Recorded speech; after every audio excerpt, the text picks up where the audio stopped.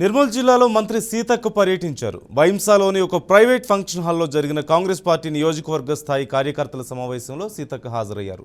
కాంగ్రెస్తోనే రాష్ట్రం అభివృద్ధి చెందుతుందంటూ చెప్పారు. పార్లమెంట్ ఎన్నికల్లో కాంగ్రెస్ అభ్యర్థి గెలుపు కోసం కృషి చేయాలంటూ తెలిపారు.